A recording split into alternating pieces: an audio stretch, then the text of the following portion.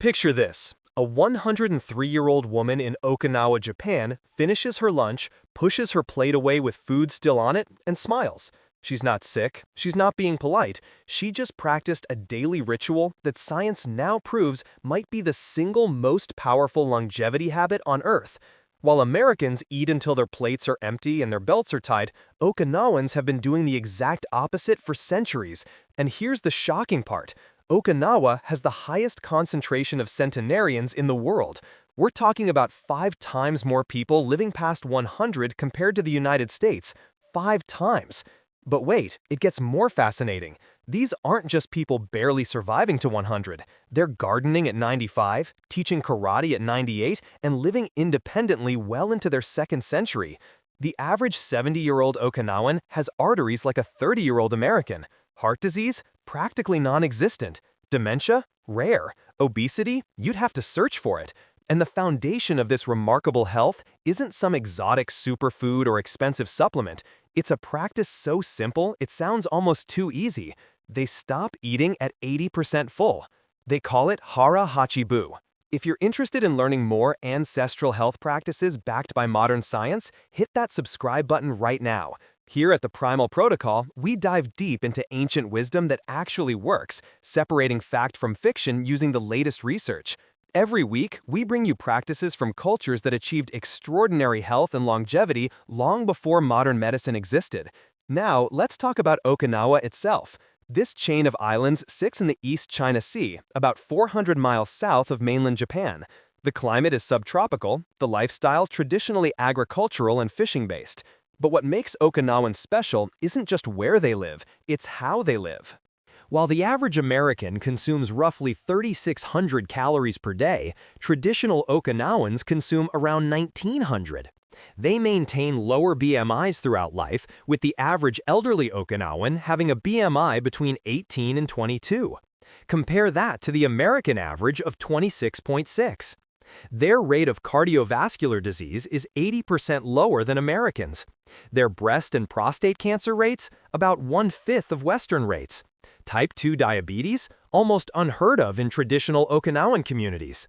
These aren't just statistics. These are real people living real lives, proving that the way we eat in the modern world isn't just unhealthy, it's completely divorced from how human bodies were designed to function.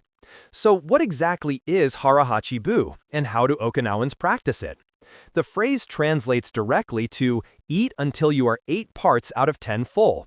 But it's much more than just a catchy saying. It's a precise eating philosophy woven into every meal, every day, from childhood to old age. Here's how it actually works in practice. Before eating, Okinawans take a moment, sometimes saying Hara Hachi Bu aloud as a reminder. They eat slowly, deliberately, putting down their chopsticks between bites.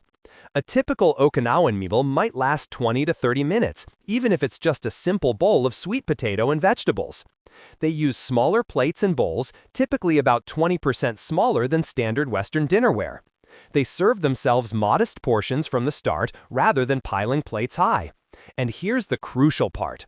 They stop eating the moment they feel the first hint of satisfaction, not fullness.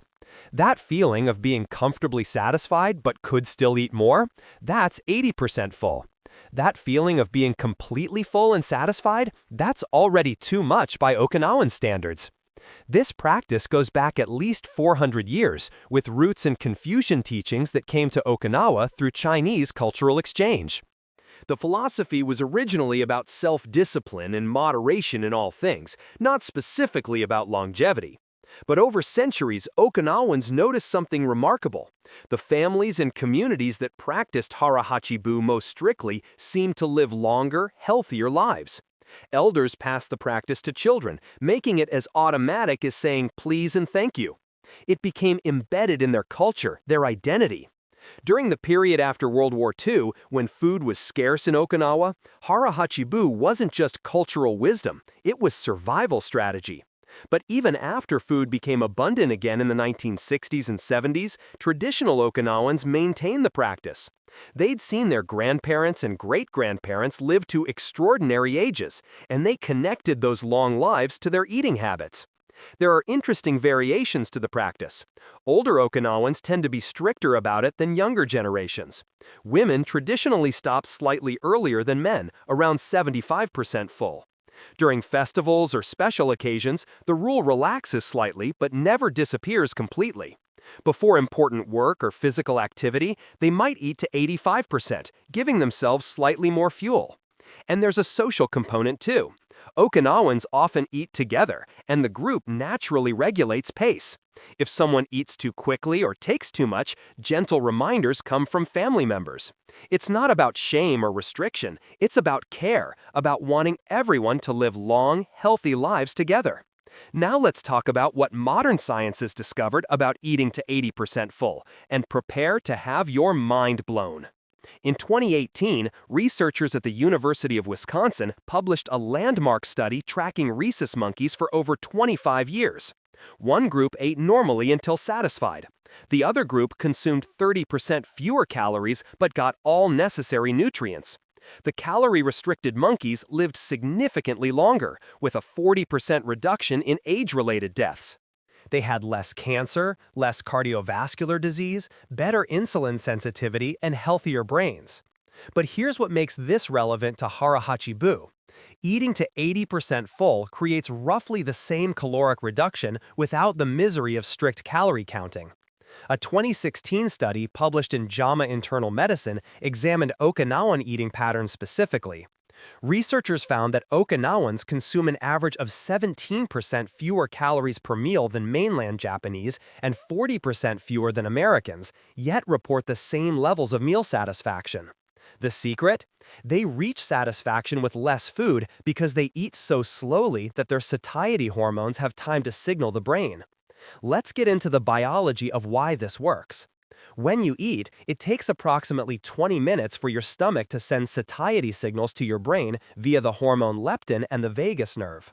If you eat quickly and until you feel completely full, you've actually consumed far more than your body needed. That overstuffed feeling you get after a big meal, that's your body in distress, not satisfaction.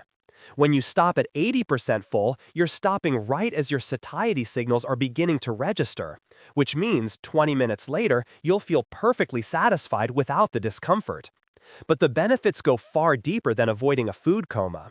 Studies show that caloric restriction without malnutrition activates something called autophagy, your body's cellular cleaning process. Your cells start breaking down and recycling old, damaged proteins. This process declines as we age, contributing to cellular aging and disease. Eating less but still nutritiously keeps autophagy active longer. There's more. A 2019 study from the National Institute on Aging found that caloric restriction reduces oxidative stress and inflammation, two major drivers of aging and chronic disease. When you consistently eat less, your mitochondria, the powerhouses of your cells, function more efficiently and produce fewer damaging free radicals. Your insulin sensitivity improves dramatically. Blood sugar stays stable.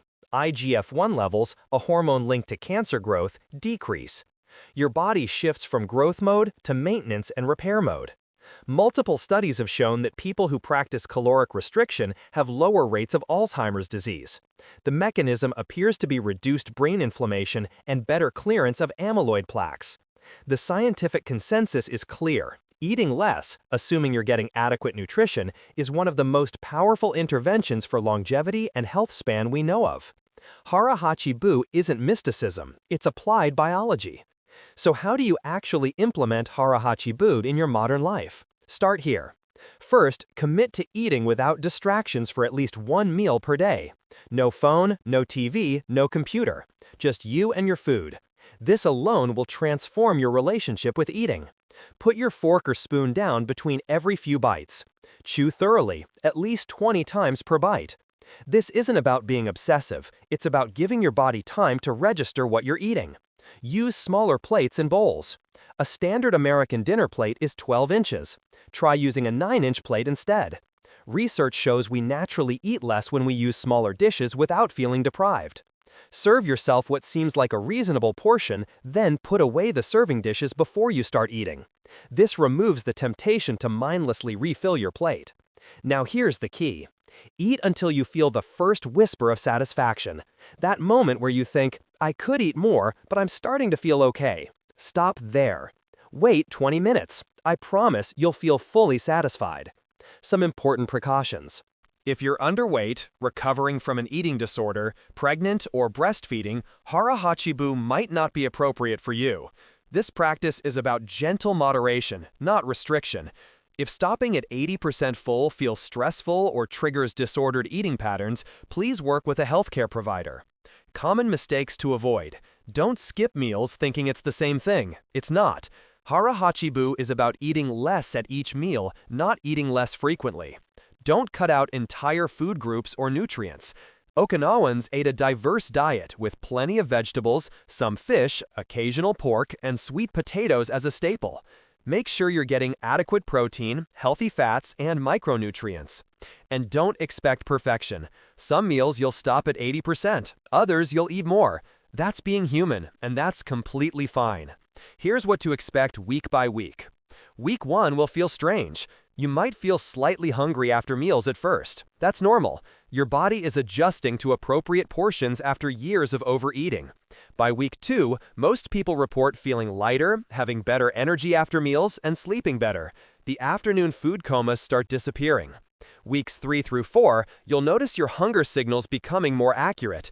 You'll naturally start wanting less food because your body is recalibrating its set points.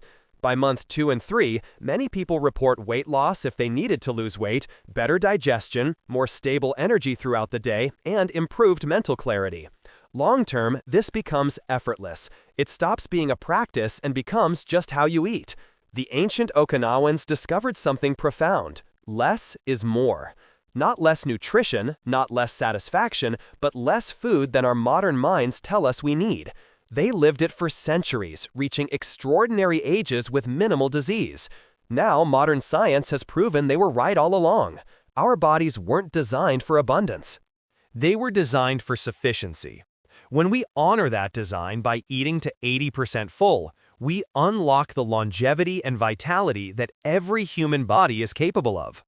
The wisdom of the ancestors validated by the science of today. That's the primal protocol.